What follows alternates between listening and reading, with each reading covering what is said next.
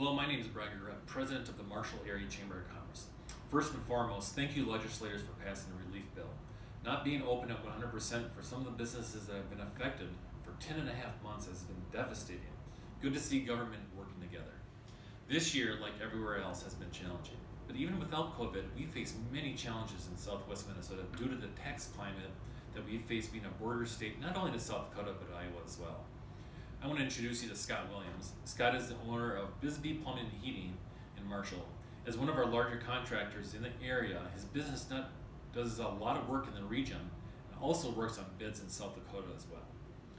Scott, first question I have for you, what are some of the tax disadvantages that you run into as a contractor in southwest Minnesota? Well, I've done a comparison, and if I were located 33 miles to the west, it would have cost me just under $200,000 in 2020 to stay here. I paid an additional $12,000 in work comp premium because I was based in Minnesota instead of South Dakota. And across the board, insurance cost me far much more than it would in South Dakota. If you think about my situation with South Dakota contractors having a 10 to 18% advantage with less overhead than I have, and I have to compete against them on state-funded projects, and I'm an S corporation, so if I personally lived over there, I could compete with them far more feasibly.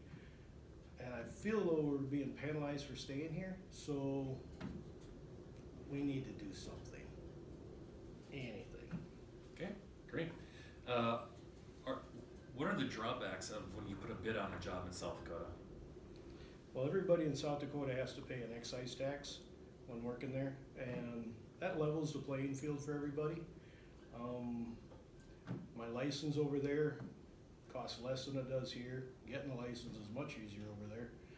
Their state inspectors and the review process, everything is much more friendly, business friendly in general. Okay.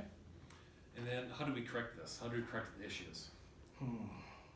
Well, normal response from government would be we need to raise taxes for any South Dakota contractors coming over.